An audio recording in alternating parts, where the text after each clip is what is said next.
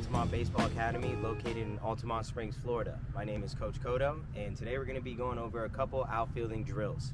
One thing I want to say before you do any of these drills, make sure you stretch and you do a couple agilities.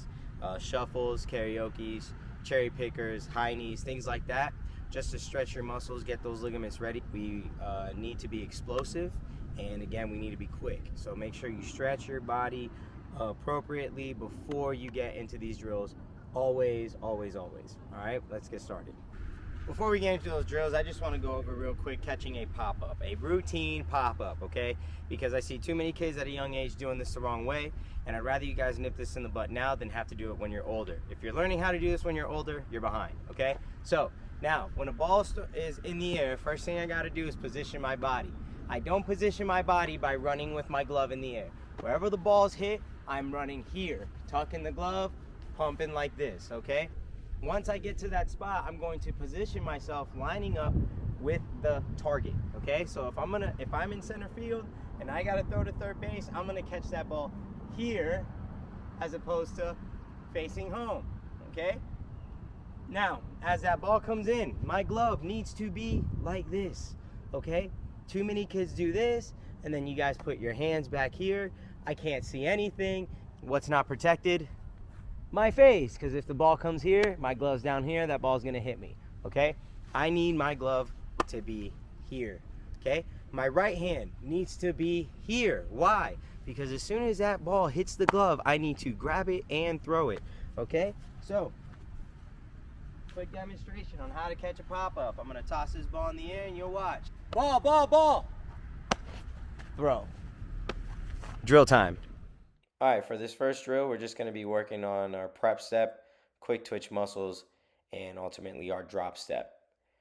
Coach is going to stand right in front of that first cone right in the middle. Player is going to be standing opposite of him, and he will be pointing either to the right or left. Depending on which way he points will determine in which direction you will be drop stepping. As a student, first thing I want to do is make sure I'm in a ready position, so we're going to go ahead and execute a prep step here. This example, the coach pointed to his left, my right, so I'm going to drop step to my right while keeping my eye on that baseball, sprinting to that next cone. Notice how I say on the inside. Same thing here, coach pointed to the right, my left, I drop step to the left, stay on the inside while keeping my eyes on that ball, sprint to the cone. Notice in my drop step, I don't pop up, I drop down, flip my hips and go. Same thing here to the right, on my prep step, I drop down, flip the hips and explode. Like so. Beautiful. This is a drill. As a student, you do not need a coach. You don't need anybody to work on. These are things that you can do by yourself and will greatly increase your speed in the field. For this next drill, we're going to keep working on flipping our hips and getting around these cones, keeping ours front with a little twist at the end. Let's check it out. Prep step, feet hit the ground. I flip my hips while keeping my eye on the coach. We're starting off to our left. So as you can see, I'm going to plant with that left foot. Notice when I plant, I stay low to the ground in an athletic position. When I'm low, I'm balanced and powerful. And since I'm athletic, I'm able to explode out of this position and head out to the right to the next cone. Since I'm going to my right again, I'm going to plant with my, you guessed it, right foot. Now notice, this is the last cone before we get to those last two. These last two cones are for me to sprint through. As you can see, I'm still low, very athletic, but my eyes are no longer on the coach. My job here is to now go sprint through those final two cones and wait for the coach to say right or left. In this example, you'll see the coach says right. I find the ball first, turn around, then I make the catch. Now we are here at a full sprint through these cones. Coach says right. Notice, the first thing to turn is my head, not my body. I need to find the ball first before I can make that catch. Now that I see the ball, I can go ahead and turn around and make this catch. Beautiful. All right, now let's take a look at this full speed. Nice prep step, explode. Coach could do a little bit better job of getting low here. Other than that, we find the ball first, turn, make the catch. Beautiful. For this next drill, we're going to be working on throws from the outfield to home plate, specifically center field. All right, here's a look at home. We got the bucket sitting on the actual plate itself with the screen behind it. I like to make this a competition. I am a firm believer of iron sharpens iron, and it's going to bring the most and the best out of your kids. If you hit the bucket, it's 2 points. If you hit the net, it's 1 point. If you don't hit anything, no points. Player with the most points at the end of the bucket wins that drill. We're going to go over desperation ground balls first from center field to home plate. We're still throwing at the bucket here. You're going to see me field this ball on the left side of my body, get into a crow hop, and follow my throw. Let's check it out. Follow. Beautiful. All right, let's take a look at that again. First thing I want to address here is not only my back bent, but so are my knees. Since my knees are bent, this allows me to literally drag my glove on the field. I want to do this to ensure that there is no space between my glove and the field. The last thing I want to do is miss this ball just because I didn't get low enough. Coming out of this, I begin my crow hop. I want you to notice that as my right knee is driving up, my glove hand and my right hand are together. I'm using the momentum of swinging my shoulders to flip my hips to land into my throwing position. Now you can see I'm in somewhat of a T formation. A lot of kids tend to throw before their front foot comes down. As you can see, I don't throw until my back weight transfers to the front. Let go, follow the throw. Beautiful.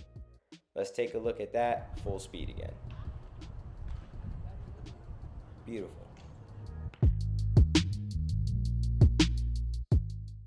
Alright, for this next drill, we're just going to be going over catching pop-ups, setting up my body to throw to my target, and following the throw. Let's check it out.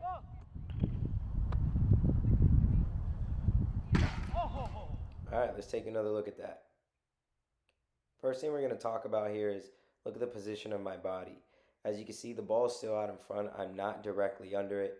This allows me to catch the ball moving forward and using that momentum to get into my crow hop.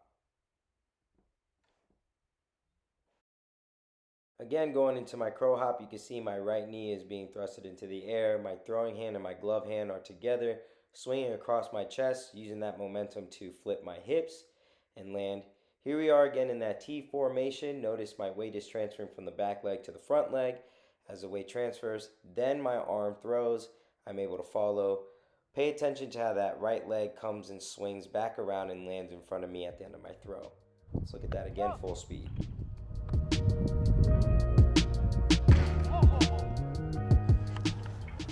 Alright guys, in this last video what you're going to see is how my throw changes based on if I follow the throw or if I don't follow the throw. You'll see the strength of the throw and you'll also see the accuracy. Here we go. Alright, first throw is going to be me not following the throw, just using my arm. This is what it looks like.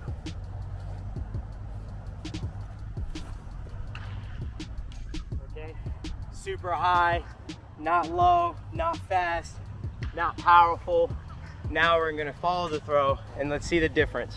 Hitting that net from behind here isn't that tough, but hitting that bucket from back here is pretty tough. I'm going to need to follow my throw in order to get close to it. Here we go.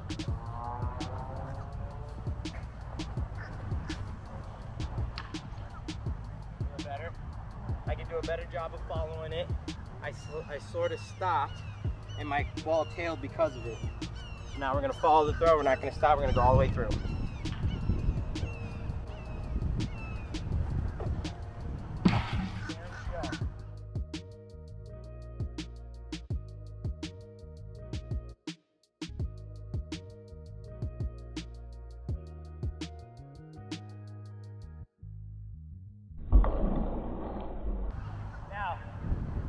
See the difference there,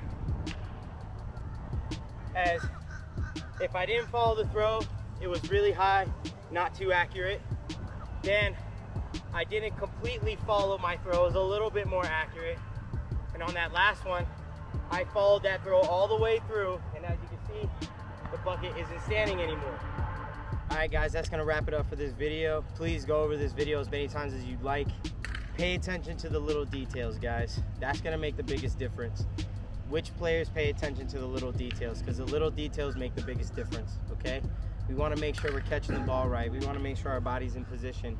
We wanna make sure we're executing a correct crow hop. We wanna make sure I'm following through the throw, okay? If one of these things are off in a game, it could cost you that out, it could cost you the game. So Again, guys, pay attention to those details. Nobody's perfect, but there's nothing wrong with striving for perfection in practice, boys. Yeah, thanks for checking out the video, guys. Again, if you have any questions, watch the video again. Your parents can reach out to me. If they don't, you know, I'll post my email somewhere here so they can reach out to me. All right, guys? Hey, play hard.